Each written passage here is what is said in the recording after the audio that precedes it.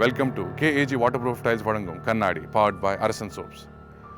Borewell குழியில் விழுந்து உயிரிழந்த சுஜித்துக்கு என்னோட ஆழ்ந்த அனுதாபங்களை தெரிவிச்சுக்கிறேன். இந்த சம்பவத்தில் நான் கவனித்தது தமிழ் நியூஸ் சேனல்ஸ்.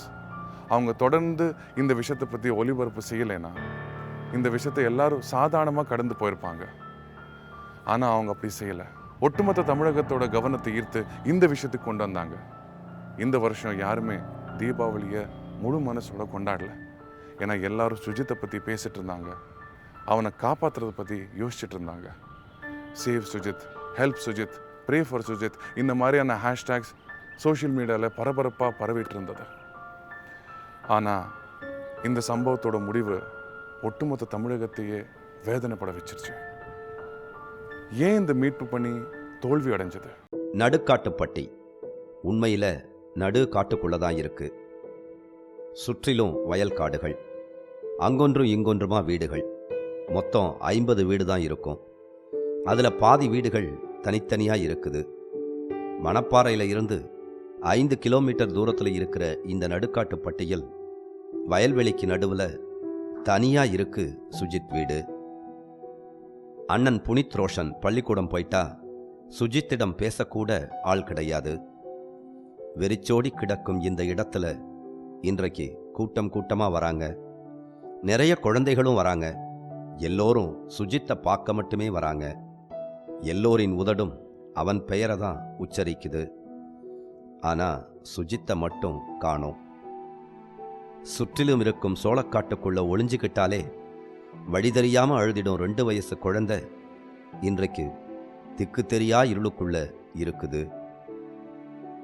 வீட்டுக்குள்ள சொந்தக்காரங்க மடியில் இருக்கும் அண்ணன் புனித் ரோஷன் போல யார் மடியிலேயாவது விளையாடிக்கிட்டு இருக்க வேண்டியவன் இன்றைக்கு யாரோட விரலாவது தன் மேல படாதான்னு ஏங்கிக்கிட்டு இருக்கான். தூரத்தில் கேட்குற அம்மாவின் குரலுக்கு ஓடி வந்து அப்பிக்கொள்ள விரல்கள் துடிக்குது. தாய்க்கும் மகனுக்கும் இடைவெளி 20 அடி தூரம்தான். ஆனால் இன்னொரு யுகத்துக்குள்ள மாட்டிக்கொண்டது போல் இருவரையும் சேர்க்க எந்த வழியுமற்று வெக்கி நின்றது தமிழகம்.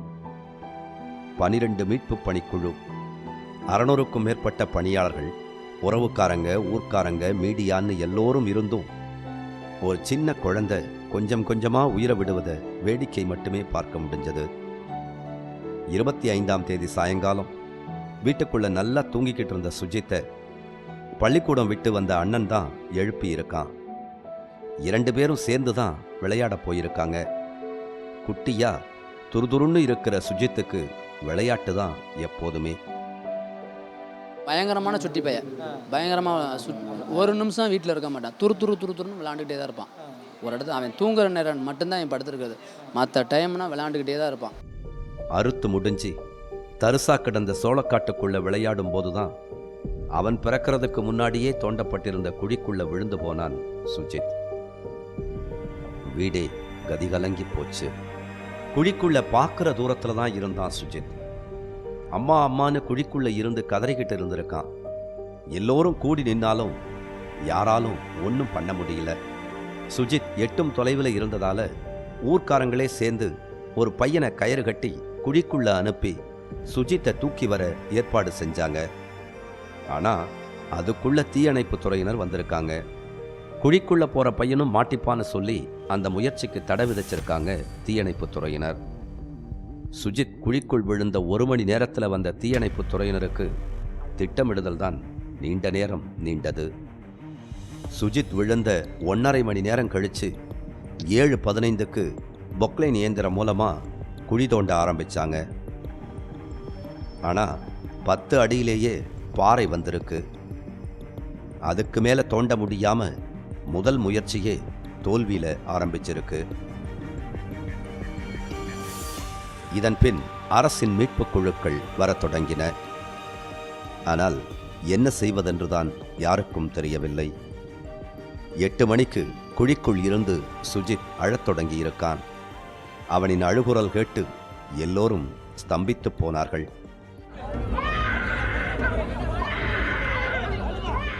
அந்த இடத்தில் சோகம் ஆட்கொள்ள ஆரம்பித்தது.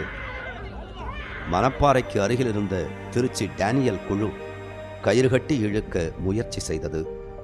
தலையும் 2 கைகள் மட்டுமே வெளியில் தெரிய கையில் சுருக்கு போடும் முயற்சி நீண்டு கொண்டே போனது.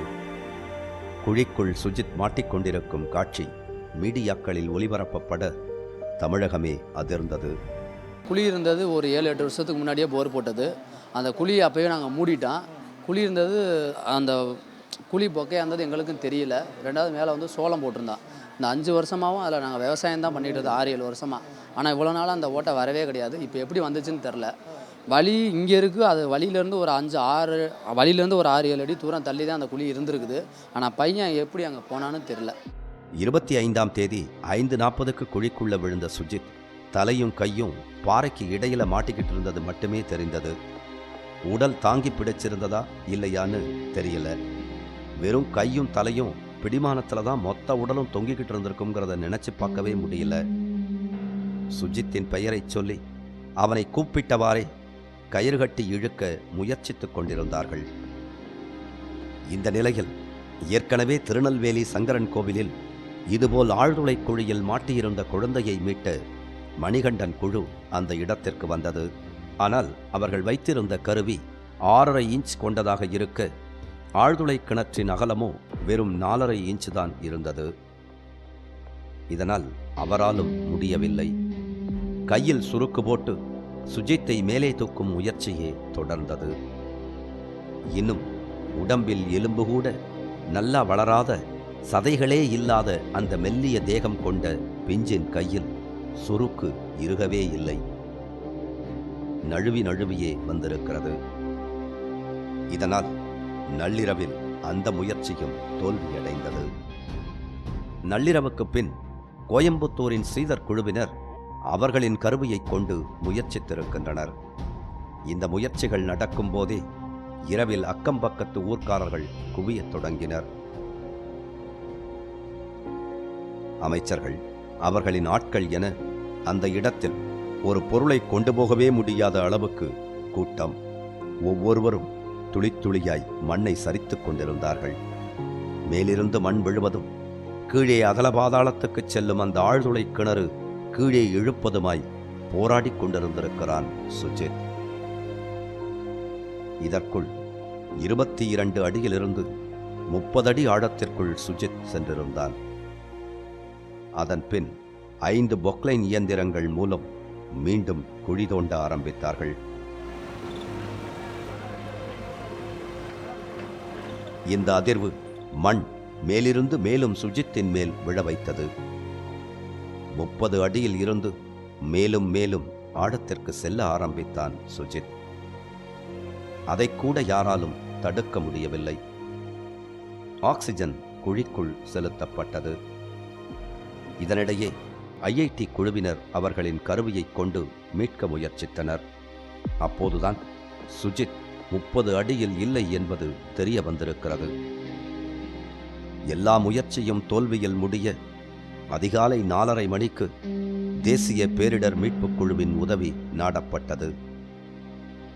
எட்டும் தொலைவில் இருந்த குழந்தையை, மேலே கொண்டு வர வேண்டிய குழந்தையை ஆழத்திற்குள் விட்டுக்கொண்டே இருந்தார்கள். விடிவதற்குள் சுஜித் 80 அடிக்கு கீழே சென்று விட்டான். 2 பக்கமும் கடினமான பாறைகள் கரடுமுரடாக இருக்க அதற்குள் உரசிக்கொண்டே சென்ற அந்த பிஞ்சு உடல் என்ன பாடுபட்டிருக்கும். தமிழ்நாடு தண்ணீர் செழிப்பான மாநிலம் கிடையாது. பெரும்பாலும் வானம் பார்த்த பூமி தான். போர் போடுற வசதி வந்ததுக்கு அப்புறம் தான் நிறைய இடங்கள்ல விவசாயம் பண்ண ஆரம்பிச்சாங்க. தண்ணி கிடைச்சா சந்தோஷம், ஆனால் கிடைக்கலன்னா அவங்க நொடிஞ்சு போயிடுறாங்க. சில பேர் தற்கொலையும் செஞ்சுக்கிறாங்க. தண்ணி கிடைக்காத கவலையில் போர்வெல் குழிகளை மூடணும் அப்படிங்கிற ஒரு எண்ணம் அவங்களுக்கு வரதே இல்லை. ஆனால் இந்த அலட்சியத்தினால தான் சுஜித் மாதிரி நிறைய குழந்தைங்க பலியாகிறாங்க. 2ஆம் நாள் விடியும் வரை நடந்த முயற்சிகள் அனைத்தும் தனியார் மீட்புக் குழுவினர் கண்டுபிடித்த கருவிகளைக் கொண்டே பெரும்பாலும் நடந்தது. அதுவரை அரசின் எந்த துறையிடமும் மீட்பதற்கான சரியான வழிமுறைகள் இல்லை. இன்றைக்கு நகரத்தில் இருக்கும் நிறைய பேர் விரும்பும் வாழ்க்கை பிரிட்டோவுடையது. தோட்டத்துக்கு நடுவே வீடும் 2 சுட்டியான பையன்கள் என அழகான குடும்பம் அது.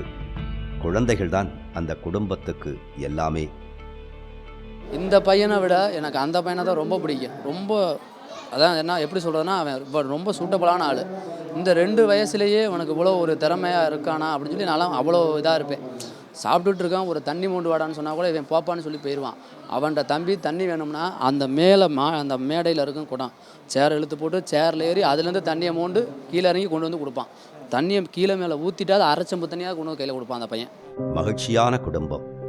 யார் கண்பட்டதோ இன்றைக்கு வேதனையின் உச்சத்துக்கு சென்றிருந்தது. உள்ளே குழந்தை ஒரு சொட்டு தண்ணி கூட குடிக்காம என்ன பாடுபடுதோன்னு ஏங்கியே தண்ணி குடிக்காமலேயே அழுது புரண்டாங்க கலாமேரி. யார் சமாதானம் படுத்தியும் அவர் அழுக நிற்கல. 12 மணி நேரம் தாண்டியும் அந்த குடும்பம் முழு நம்பிக்கையில் இருந்தது. ஆனா மீட்பு பணியில தனியார் மீட்பு குழுக்கள் தான் ஈடுபட்டுக்கிட்டு இருந்தாங்க. ஒரு விபத்து நடந்த பின் இருக்கும் ஒவ்வொரு நொடியும் முக்கியமானது. ஒரு சில நிமிடங்கள் காலதாமதமானதற்காகவே உயிர் இழந்தவர்கள் ஏராளம். ஆனால் இங்கு அந்த கோல்டன் டைம் தாண்டிக்கொண்டே இருந்தது.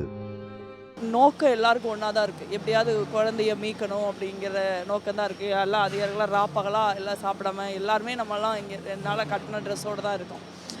ஆனால் அந்த நோக்கம், அந்த முயற்சிக்கு ஒரு ஒரு பலன் கிடைக்கக்கூடிய சூழலில் நம்மக்கிட்ட அமைப்பு ரீதியான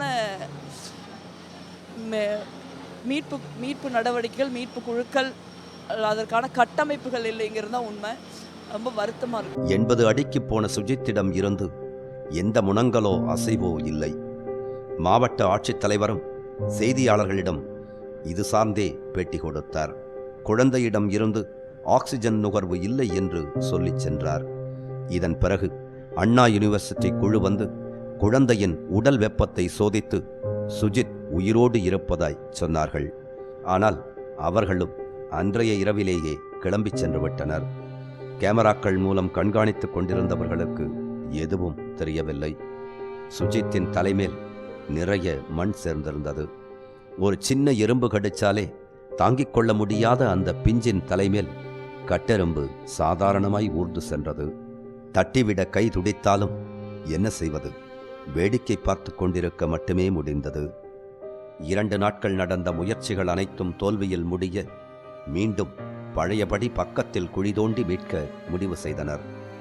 அதிநவீன இயந்திரங்கள் வந்தன. ½ அன் ஹவரில் ஒரு 100 சென்டிமீட்டர் வரைக்கும் தான் அதால் தோண்ட முடிய ஒரு நிலைமை இருந்து உடனுக்குடன் நம்ம எல்என்டி மூலமாக நம்ம வந்து ராமநாதபுரத்துலேருந்து இதை மூவ் பண்ணியிருக்கோம். 280லேருந்து 500 சென்டிமீட்டர் 1 மணி நேரத்தில், இஃப் ஐ எம் கரெக்ட், 1 ஹவரில் அது போகிறது, டிபெண்டிங் ஆன் த லேக். சிலர் சொல்கிறாங்க ஒரு பர்டிகுலர் ஸ்டேஜுக்கு மேலே கரிசல் மண்ணோ அந்த மாதிரி வரதுக்கு வாய்ப்பு இருந்தால் ஃபாஸ்ட் ஆகணும். இதை தொடர்ந்து இந்த பணி தொடர்ந்து நடைபெறும். அந்த அதிநவீன இயந்திரத்தின் சத்தம் வெளியில் இருப்பவர்களின் காதையே கேட்காமல் செய்தது.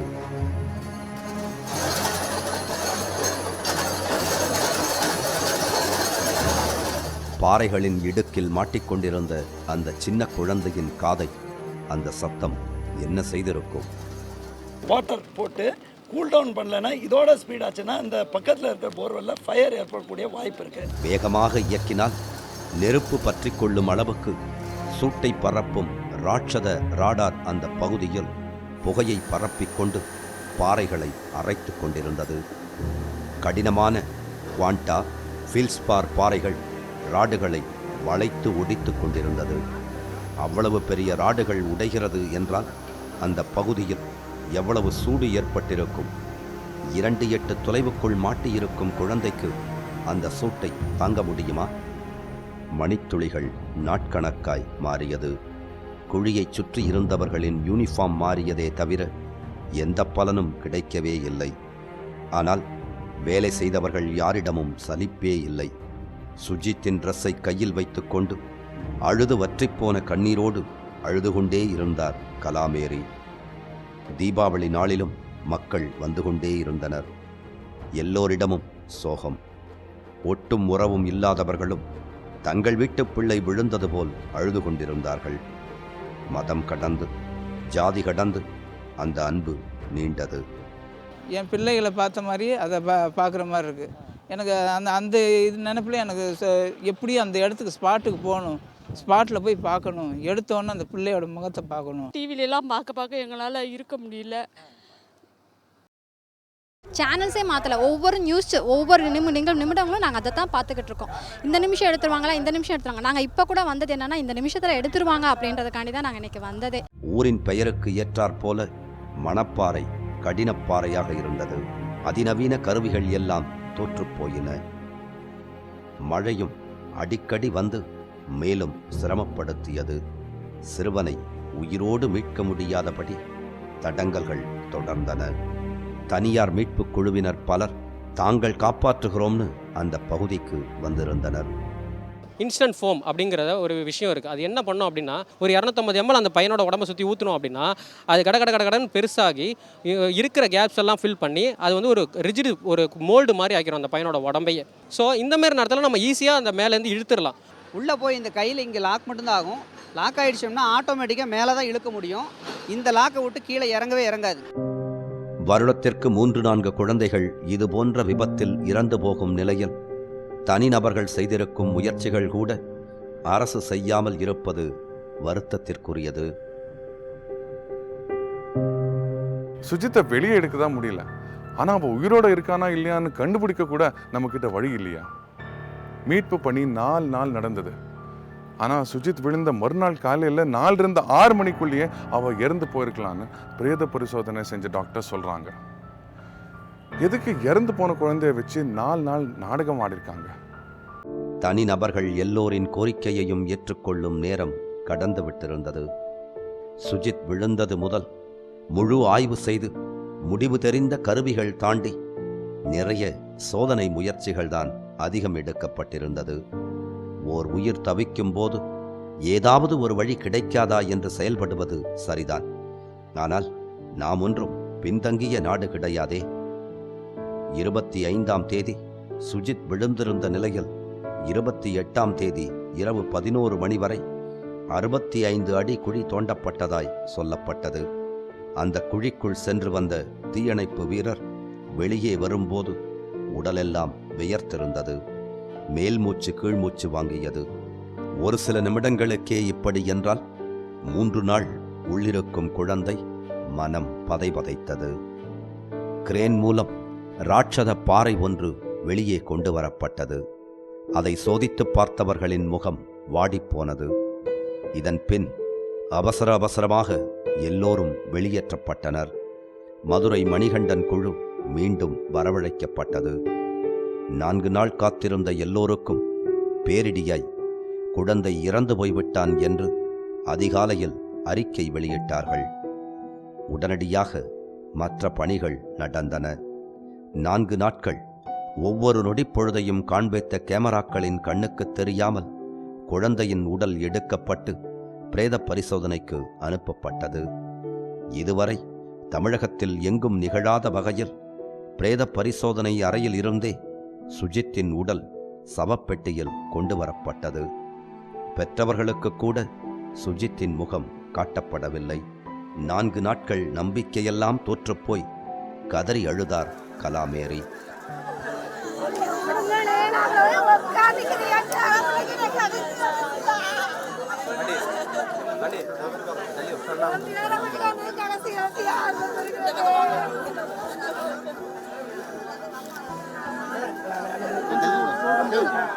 வேகமாய் சுஜித்தின் உடலையும் அவன் விழுந்த குழியையும் மண்ணால் புதைத்தார்கள். யாரெல்லாமோ அழுது புலம்பினார்கள். அந்த வேறு ஸ்மெல் தான் வந்திருக்கும், வேற எதுவும் இருக்காது அப்படின்னு பொண்டாட்டி தேத்தி வச்சுங்க. தேத்தி வச்சு கொண்டு வந்தாங்களா, தேத்தி வச்சுங்க. அசால்ட்டாக எடுக்க வேண்டிய குழந்தை இப்படி பண்ணி போட்டாங்களே. இல்லை சொல்லுங்க. அந்த இடம் அந்த மாதிரியான ஒரு இடம், அது ரொம்ப கஷ்டமான சார். முதல்ல பாறைக்கு மேலே தானே இருந்துச்சு குழந்தை, கடைசியில் போதாங்க பாரு. விதிமுறைப்படிதான் எல்லாம் நிகழ்ந்தது என்று அரசு சொல்லியது. ஆனால் விதிமுறைகள் சரியாக பின்பற்றப்படவில்லை என்று வழக்கு தொடரப்பட்டுள்ளது. நாம் மீட்க போராடியதை விட ஆளாளுக்கு ஒரு பிடி மண்ணத் தள்ளி அந்த பச்சை குழந்தைய உயிரோட மூடின மாதிரி தான் தெரியுது. சுஜித்தின் உடலிலிருந்து துர்நாற்றம் வந்ததாக சொன்னார்கள். குழந்தையை உயிரோடு தான் மீட்க முடியவில்லை. அந்த குழந்தை உயிரோடு இருக்கிறானா என்று கூடவா கண்டுபிடிக்க முடியவில்லை? வாடை வந்த பின்னர்தான் கண்டுபிடிக்க முடியும் என்றால் தொழில்நுட்பங்கள் எதற்கு? குழந்தை குழியில் விழுந்த மறுநாள் அதிகாலை இறந்திருக்கக்கூடும் என்று தற்பொழுது சொல்லப்படுகிறது. அப்படியானால் 3 நாள் நடத்திய நாடகம் எதற்காக? நிறைய கேள்விகள் இருக்கு. சுஜித்தின் பெற்றோர் அந்த குழிக்கு மாலை போட்டது வரை அந்த கேள்வி தொடருது. இந்த கேள்விகளை சமூகம் மட்டுமல்ல, சுஜித் வளர்த்த இந்த நாய்க்குட்டியும் கேட்டுக்கிட்டே இருக்கும். சுஜித் இன்னைக்கு நம்மளோட இல்லை. ஒட்டுமொத்த தமிழகமே அவனுக்காக அழுதுருக்கு, அனுதாபங்களை தெரிவிச்சிருக்கு. ஆனால் அனுதாபங்கள் மட்டும் பத்தாது. சுஜித் மாதிரி இன்னொரு குழந்தை போர்வெலுக்கு இரையாக மாட்டான்னு என்ன உத்தரவாதம்?